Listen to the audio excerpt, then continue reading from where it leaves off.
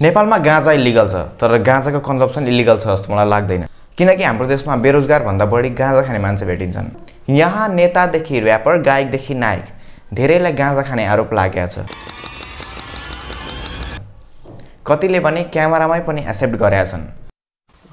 तर तपाईलाई गाँजा प्रेमी भन्छ नि हो। आज मेरो गाँजा मुख बन्नु परेको 16 दिन भयो। अस्ति म सिनेमामा काम गरिन्जेल खाएँ गाँजा, अब क्विट गरेँ। अब म फेरि सिनेमामा काम सुरु गर्छु, कहिले अनि सुरु गर्छु। आज पनि यस भिडियोमा विशेष गरी गाँजा खानुको फाइदाबारे चर्चा गर्नेछौँ। नम्बर 1 कामनेस, शान्ति। अहिलेको जेनेरेसनको प्रमुख समस्या भनेकै हतारमा डिसिजन गर्ने र फुर्सदमा पछुताउने भएको छ। यसले मान्छेको पर्सनल र प्रोफेसनल दुवै लाइफमा असर पुर्याउने देखिन्छ। आज कोही केटी राम्रो लाग्यो वा कोही केटा राम्रो लाग्यो, 2-4 दिन सोसल मिडियामा बोल्यो र बिहे गरिहाल्यो। बिहेमा खिचेको फोटो र बनाएको टिकटक सेलाउन नपाउँदै डिभोर्सको न्युज आउँछ। नेपालमा डिभोर्स गर्नेको संख्या बढ्दो छ। यो सबै हतारमा लिएको डिसिजनको नतिजा हो। हतारमा डिसिजन लिने र हडबडाउने समस्या हटाउनको निम्ति मान्छे थुप्रै मेडिटेसन गर्ने, योगा गर्ने गरेको देखिन्छ। तर गाँजा खाने मान्छे कहिले पनि हतारमा हुँदैनन्। तपाईले विचार गर्नु भएको छ कि छैन, उनीहरू बोल्दा पनि आरामले बोल्छन्। पूर्व राजा जो फेरि पनि गद्दीमा आउने तर्खरमा छन्, उनी भन्दा बिस्तारै र भाती पुर्याएर कोही बोल्छ भने त्यो गाँजा खाने मान्छेहरू हुन्। Number 2 intense focus. गाँजा खानेहरूले जे सोचे पनि त्यसको गहिराईमा पुग्छन् भन्दा कतिको विश्वास लाग्छ तपाईलाई? विश्वास लाग्दैन होला। मलाई पनि लाग्दैन थियो।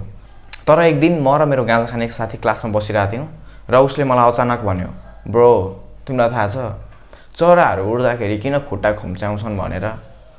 मैले किन भनेर सोधेँ। किनकि उनीहरू उड्दै गर्दाखेरि तलबाट उसको खुट्टा कसैले नतानोस् भनेर अरे। त्यतिखेर मलाई उसको कुरा फन्नी लाग्यो, म हाँसेँ पनि।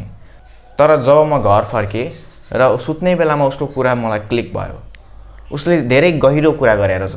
मलाई रातभरि निद्रा लागेन। 2-4 घण्टा त म उसको कुरा सम्झिँदै कोल्टे फेर्दै बसेँ। यो कुरालाई पुष्टि गर्ने जल्दो बल्दो उदाहरण हुन् रिसेन्टली फेमस भएका, जसले आइआइटी बम्बईबाट इन्जिनियरिङ गरेका महाकुम्भमा एक बाबा प्रख्यात भए। उसका दार्शनिक कुराहरूले विश्वको ध्यान आफूतिर लियो पनि।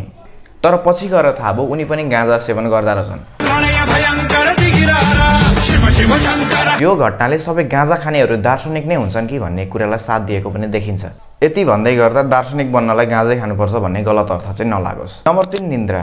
भनिन्छ नि पहिला मान्छे गरिब थिए, दिनभरि काम गर्थे तर राति आनन्दको निन्द्रा थियो। तर आजभोलि मान्छेसँग घर छ, गाडी छ, सम्पत्ति छ, सुत्ने बेलामा स्लिपिङ ट्याब्लेट खानु परेको छ, निन्द्रा लाग्दैन।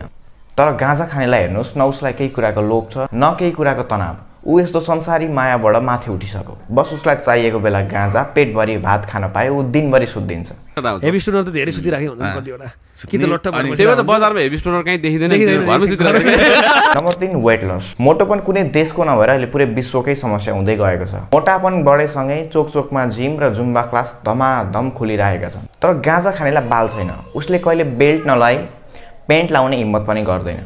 उनीहरूले समाजमा यस्तो छाप छोडिसके कि घरमा छोरो दुब्लायो भने बाबुआमाले गाँजा खान थाल्यो कि भनेर पहिलो शङ्का गर्ने गर्छन्। गाँजा खाने मान्छे यति पातलो छन् कि समाजले उनीहरूलाई भित्ती भनेर उपनाम पनि दिएको छ। हस् त यो भिडियोमा यति नै। जो खान्छ गाँजा उही बन्छ राजा भन्ने मूल नाराका साथ यो भिडियोलाई यहीँ अन्त्य गरौँ। धन्यवाद।